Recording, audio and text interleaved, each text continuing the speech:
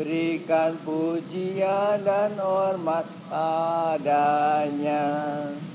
Sekarang mari masuk selamat yang termai. Siapa yang percaya padanya, sandar, sandar, sandar akan perjanjian Tuhan Yesus.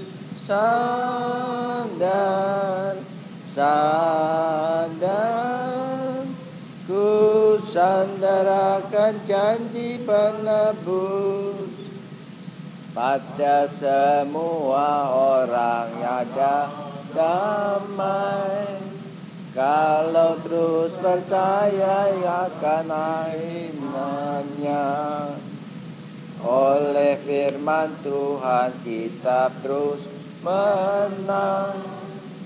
Percayalah perjanjiannya. Sandar, sandar, sandar akan perjanjian Tuhan Yesus. Sandar, sandar,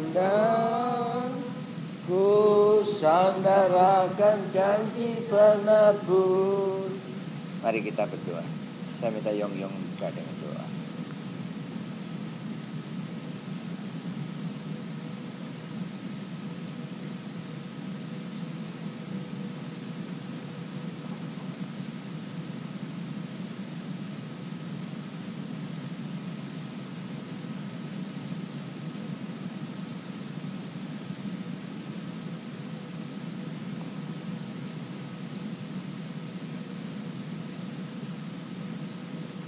Sai na be kora falam danutunam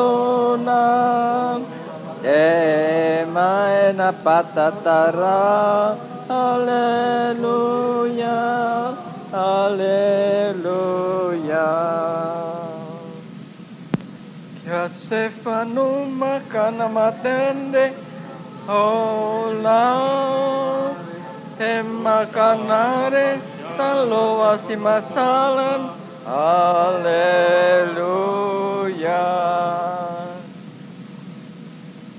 Tuhan, terima kasih untuk firman-Mu. Urapi kami dengannya, hingga semua yang Kau rancangkan atas kami jadi dengan sempurna. Tuhan, sucikan kami dengan darah-Mu. Kau Allah yang maha kuasa, tinggal di tempat yang maha tinggi.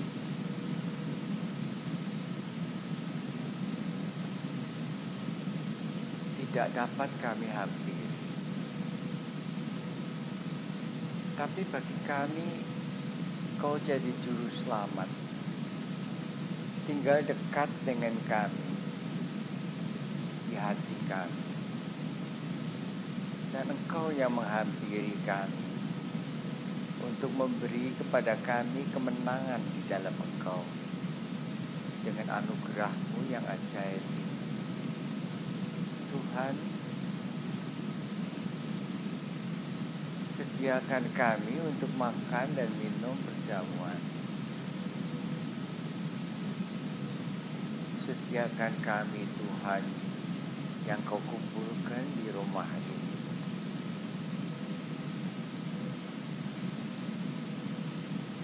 Tuhan,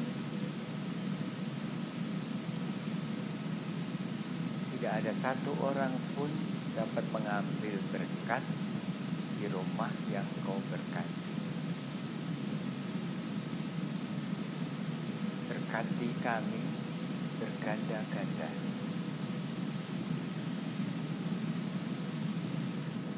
Kehendak-Mu jadi.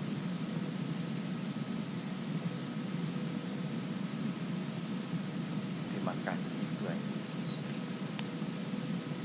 Sediakan hati kami. Kau baik. Amin. Kita baca firman Tuhan dari kitab Pengkhotbah pasal 7 ayat 14. Pengkhotbah pasal yang ke-7 ayat yang ke-14.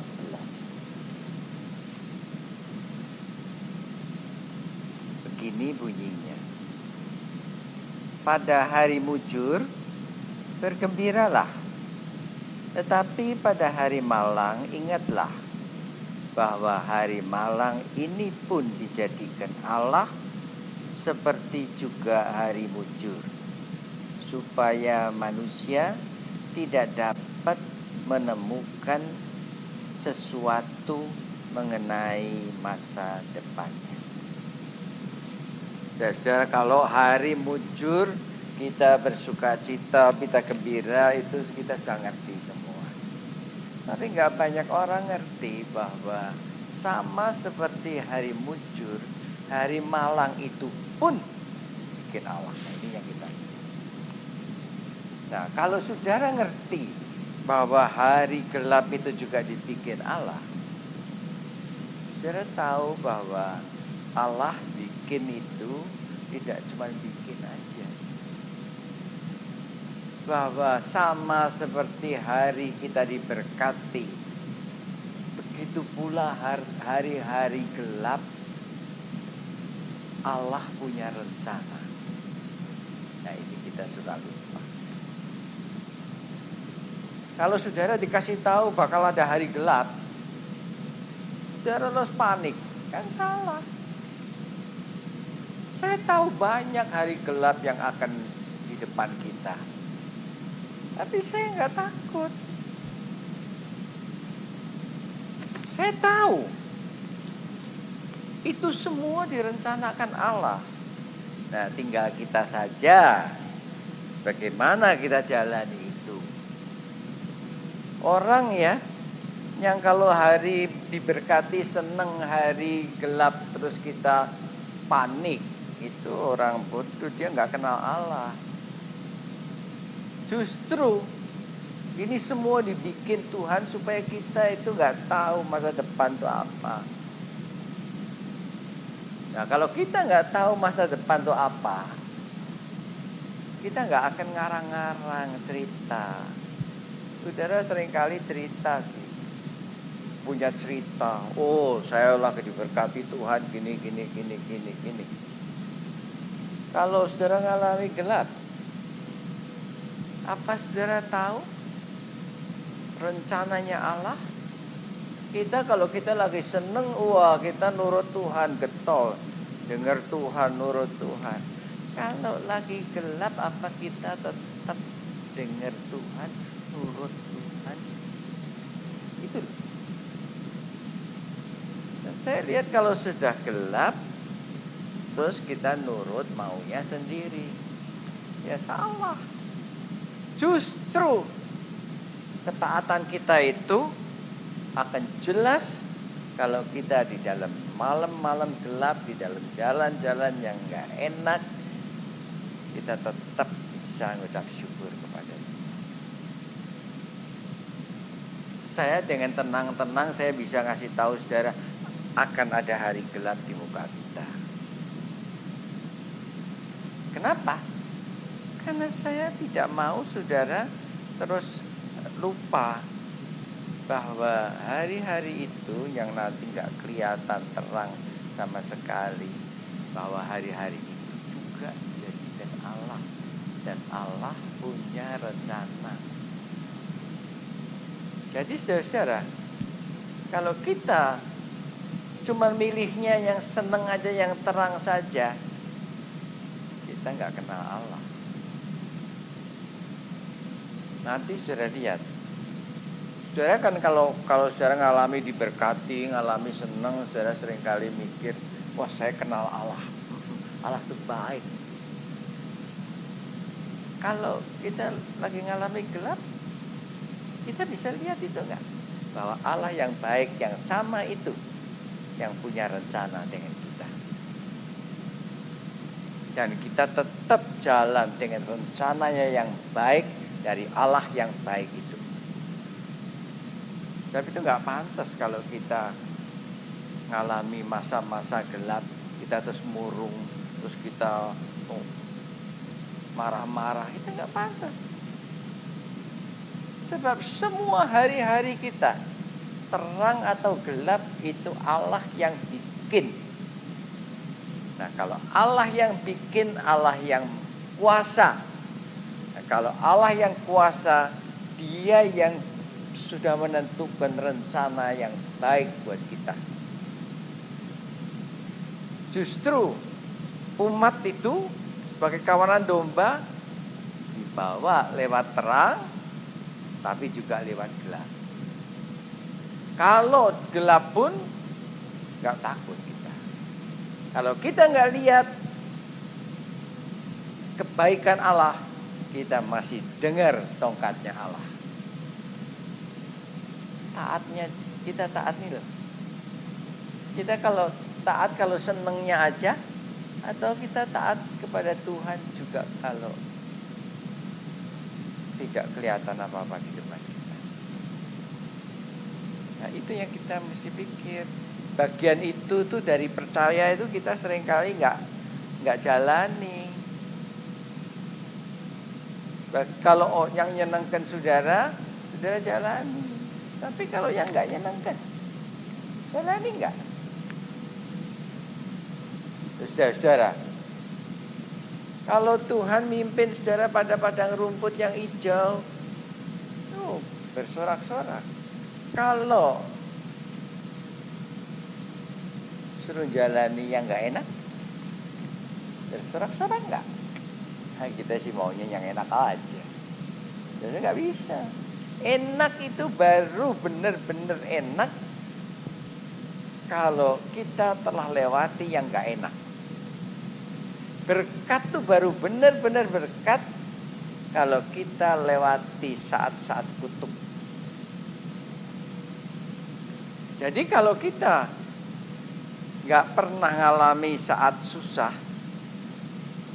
sebagai orang yang diberkati Tuhan, kita belum kenal Tuhan.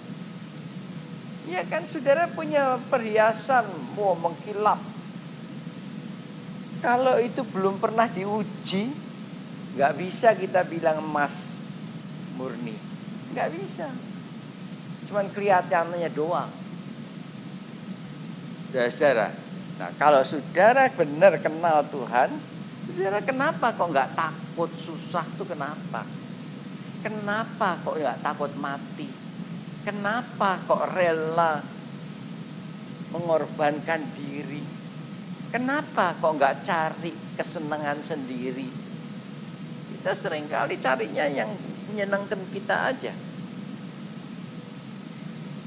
Tetapi justru buktinya bahwa kita itu umat miliknya Tuhan, itu kesusahan kita nggak takut. Kita nggak takut.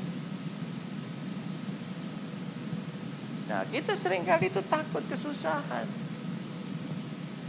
Nah, karena kita takut kesusahan, kita nggak kenal Tuhan. Kalau saudara memang betul sadar hari terang dan hari gelap itu Tuhan yang bikin, kesusahan apa juga saudara jalani. Tembok Yerikho yang tebal juga dijalani. Laut kita lewati. Tapi seringkali kita maunya yang seneng. Kalau yang gak seneng kita takut. Nah, karena itu yang seneng, yang mestinya kita nikmati, itu pun akan diambil dari kita. Kita nikmati, gak berani, ya kita celaka. Susah itu nanti akhirnya akan menimpa kita. Takut yang ada di hati kita itu disebabkan kita takut mati. Kalau kita nggak takut mati, nggak ada takut. Apa juga kita hadapi. Nah, seringkali kita tuh cuma kayak iya-iya aja. Lagaknya nggak takut, tapi takut. Dan itu ketahuan, takut tuh nggak bisa disembunyikan. Tindakan kita, langkah kita itu jadinya nggak normal. Ada kelainan. Saya nggak usah jadi psikiater, nggak usah jadi psikolog, tapi itu kelihatan jelas.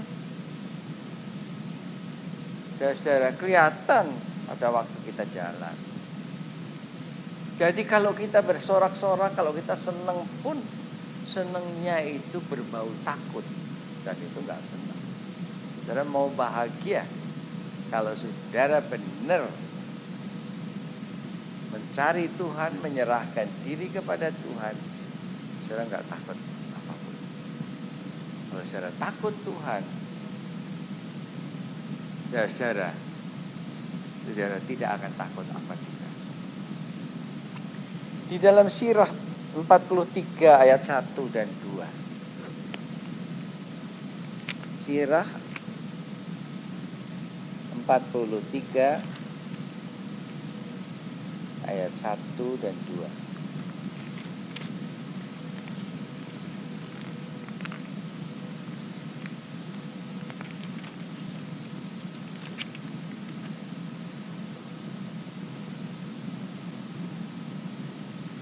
Kebanggaan langit yang tinggi ialah cakrawala terang benderang, dan langit kelihatan sebagai tontonan yang mulia.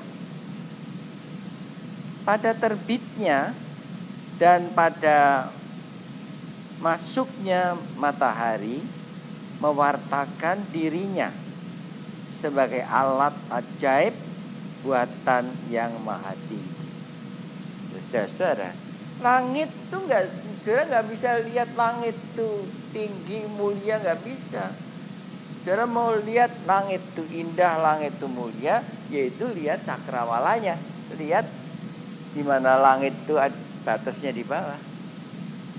Saudara mau lihat itu, lihat bagaimana matahari terbit dan terbenam. Langit sendiri itu sebetulnya apa? Kosong. Nggak ada apa-apa. Tapi kemuliaan itu dilihat dari alasnya. Saudara, dari jalannya. Saudara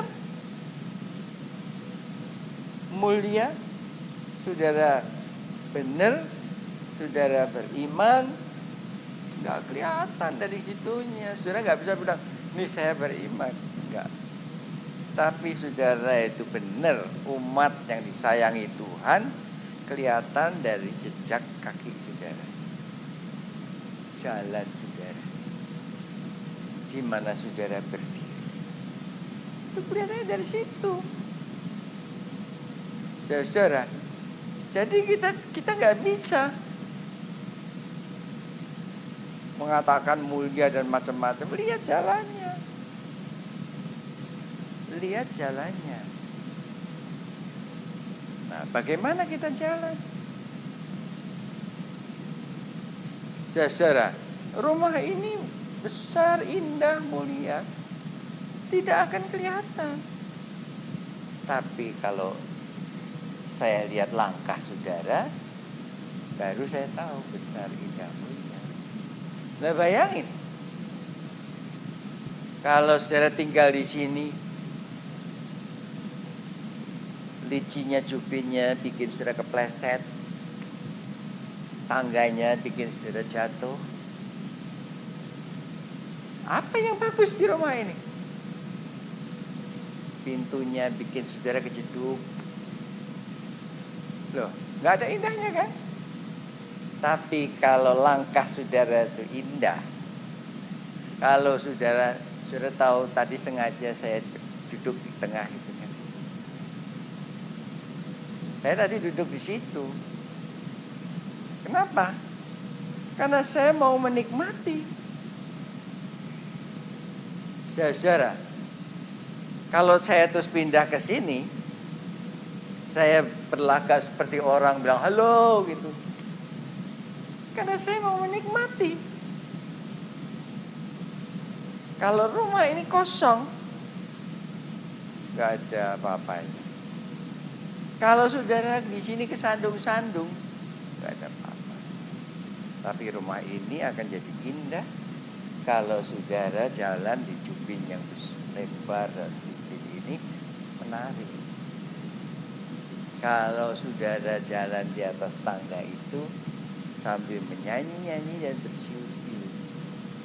Tapi kalau saudara dari bawah sampai atas maki-maki aja, nanti dari atas turun ke bawah maki-maki lagi.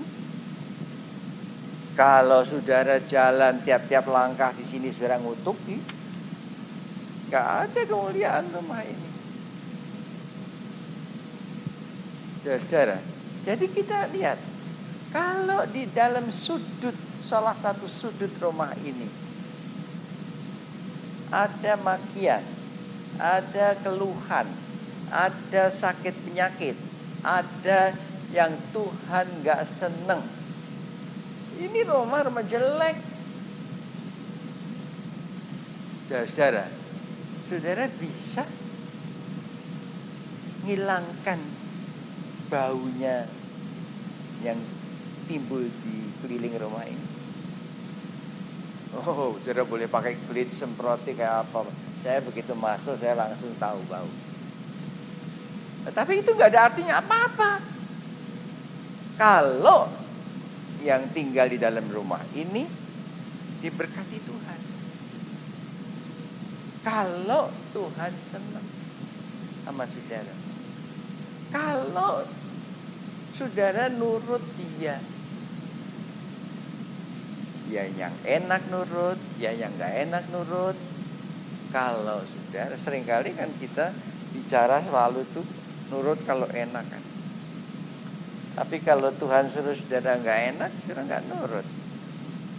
Maunya berontak kita. Saudara tahu, waktu Tuhan suruh saya cerai sama istri saya juga gak mau nurut. Nah, lebih sukar lagi ialah untuk balik dekat dengan dia. Lebih susah lagi. Kalau saya sedang naik mobil, ya saya nubruk lagi. Saudara, jadi kita seringkali tuh mau kalau disuruh yang enak mau, tapi suruh terus gak enak gak mau. Saudara tahu. Jadi hubungan baik saya dengan istri saya, Tuhan tentukan. Saya mau balik, dia udah kawin lagi sama orang lain. Nah kalau sudah kawin, dia gak bisa balik. Nah terus gimana? Ya, ternyata dia buka satu hubungan yang lain lagi. Orang kan cuma punya dua alternatif. Cerai balik. Tapi enggak, ada yang lebih indah daripada balik. Nah, mau nurut gak? Dalam hal apa kita mau nurut? Ya saudara, yang menguntungkan kita, yang merugikan kita, nurut gak? Nah itu. Jadi saudara lihat, langit tuh gak ada apa-apanya. Kemuliaan bagusnya rumah ini tidak ada apa-apanya. Indahnya rumah ini itu tergantung pada langkah-langkah yang ditempuh di rumah ini, pada kaki-kaki, telapak kaki yang meninggalkan jejak di rumah ini. Langit itu indah karena kita lihat cakramalanya yang indah. Saudara, apa yang saudara lakukan dengan rumah ini? Rumah ini bisa jadi rumah hantu, bisa jadi rumah kosong, bisa macam-macam. Sebab gampang sekali, mudah sekali rumah segede ini jadi neraka. Saya tadi baru ngomong, duduk di sini ngomong, rumah gedenya gini kok isinya cuma 3 orang. Saudara, jadi kita lihat, apakah ada malaikat-malaikat yang memuji-muji dan menyanyi-nyanyi, atau setan yang berkeliaran? Di dalam Nehemia 13 ayat 2. Nehemia pasal yang ke-13 ayat yang kedua, kita baca firman Tuhan begini bunyinya.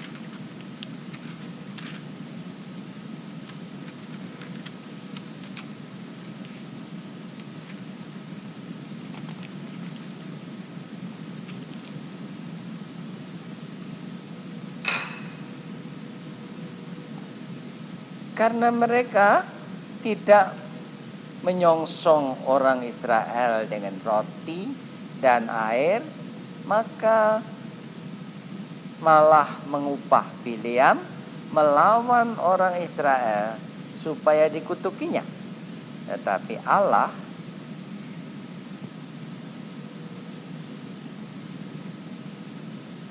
kami mengubah kutuk itu menjadi berkat. Saudara, lihat, kalau Tuhan memberkati, orang boleh nggak seneng. Orang Israel itu bukan disambut, dikasih roti, malah dikutuki. Allah nyewa Bileam untuk kutuki. Tapi Allah, kalaupun Bileam ngutuki, dia ubahkan kutuk itu jadi berkat. Karena memang Allah mau memberkati. Nah, kokohnya kita dan rumah kita kalau Tuhan memberkati.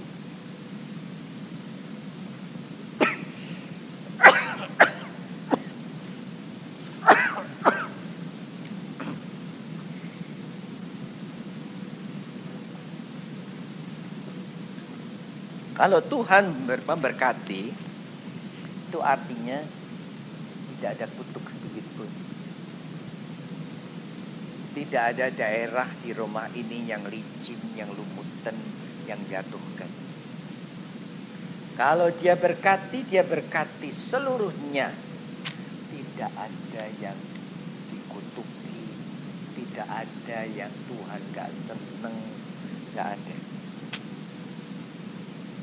Kalau Tuhan berkati, saya bilang sudah jelaskan sering kali, kalau Tuhan berkati itu, segala sesuatu yang kita perlu sudah disediakan. Sudah disediakan. Saudara, jadi ingat ini, saudara mau rumah ini diberkati, sadarlah bahwa di mana-mana di dalam rumah ini ada berkat. Tidak ada yang kutuk, gak ada. Berkat. Dan itu kita lihat, mana-mana kita lihat pengampunan Tuhan, kita lihat sayangnya Tuhan. Gak ada Tuhan kasih Roma lantas itu di sudut sana gelap itu ada setan. Gak ada. Saudara, orang suka bikin box itu loh diurapi, nanti yang itu kok ada setan. Gak ada. Saudara, itu hebatnya dengan Tuhan. Kalau saudara mau nyadari itu, kita hidup bahagia. Telah dengan sungguh-sungguh segala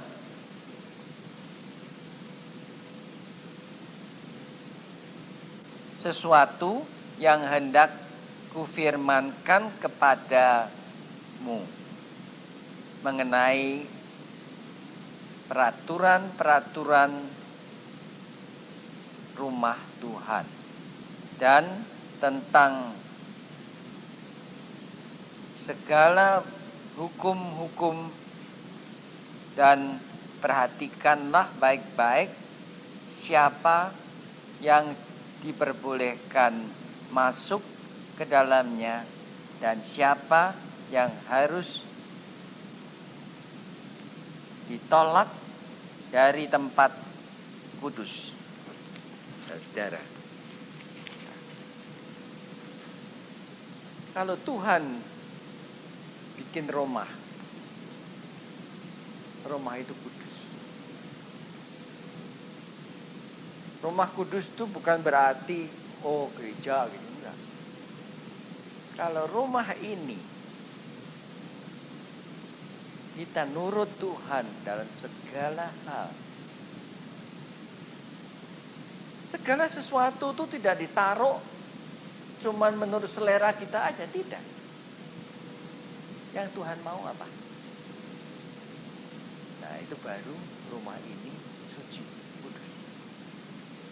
Kalau enggak, kalau kita mau semau kita, saudara, kita akan lihat nanti bahwa tidak ada berkat sama sekali. Barang-barangnya, tempatnya, juga kitanya, siapa yang masuk dan keluar. Kalau kita enggak hidup seperti yang Tuhan mau, bisa jadi kutuk. Memang rumah ini diberikan untuk membawa saudara pada disiplin tinggi. Apa yang harus apa? Bagaimana yang harus bagaimana? Mau kita nikmati rumah ini? Mau saudara bahagia di dalam rumah ini? Jangan nurut maunya sendiri. Apa yang Tuhan mau. Sama seperti kemarin saudara nurut apa yang Tuhan mau. Hari ini jangan mengeraskan hati saudara. Saudara tahu, yang kita nggak nurut Tuhan selalu menimbulkan kegelisahan di dalam kita. Ya saudara, seringkali saya lihat gitu, orang-orang yang kemarin penurut Tuhan hari ini gelisah karena hari ini nggak nurut Tuhan, kemarin sih nurut. Hilang bahagianya. Mau menikmati bahagia. Di rumah yang lalu saudara bahagia nurut Tuhan. Di rumah ini saudara nurut Tuhan apa tidak? Di dalam Amsal 3 ayat 33. Amsal 3 ayat 33 kita baca firman Tuhan begini bunyinya.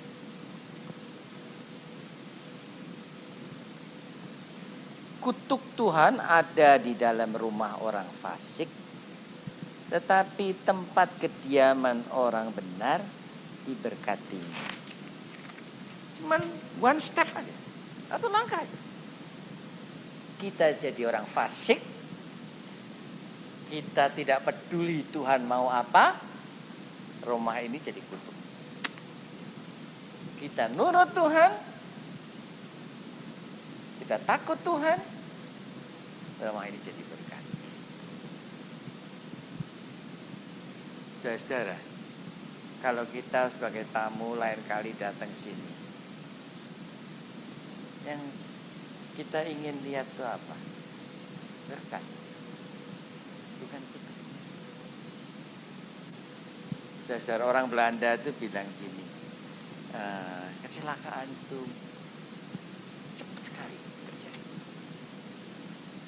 Makin besar rumah itu, makin cepat. Tetapi kalau rumah diberkati Tuhan, boleh dikutukin, tetap akan diberkati.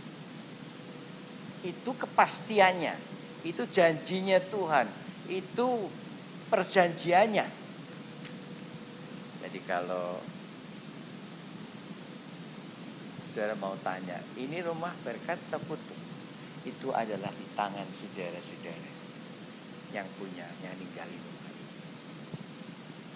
3 orang yang menentukan. Amin.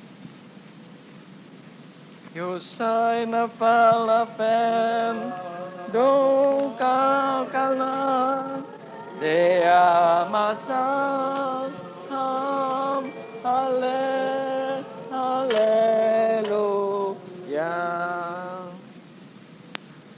Tuhan, terima kasih.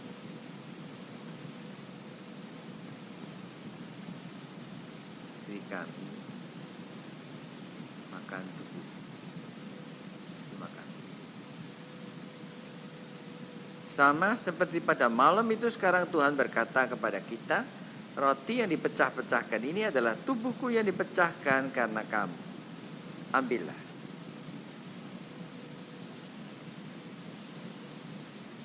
Saleva de maya kumare salam de rafa de nakanu emalena salam haleluya.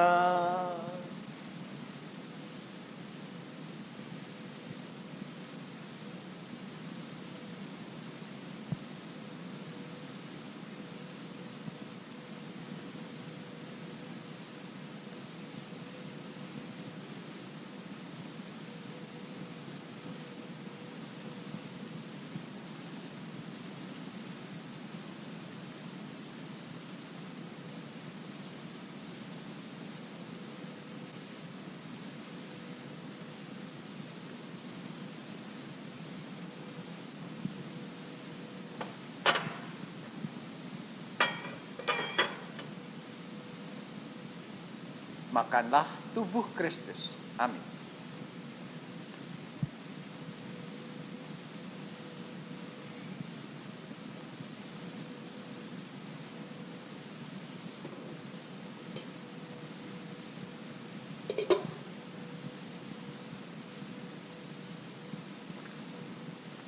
Tuhan, beri kami juga minum darah.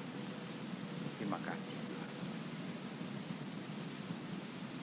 Sama seperti pada malam itu, sekarang Tuhan berkata kepada kita, roti yang cawan minuman syukur ini adalah darah perjanjian baru, yaitu darahku yang ditumpahkan guna keampunan dosa.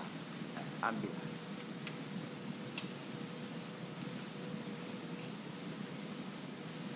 Emaya kanomar kalapa somasa emana tarato haleluya.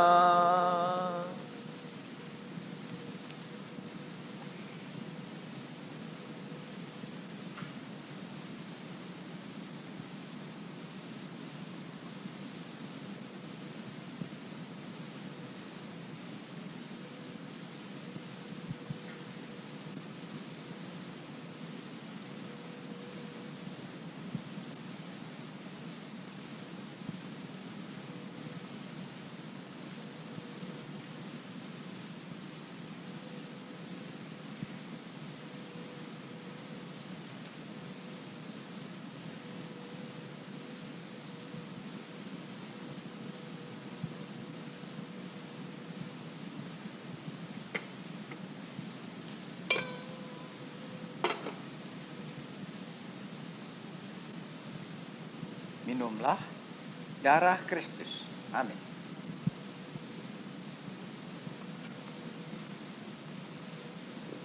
Passe malo amapare meta yo kalen haleluya.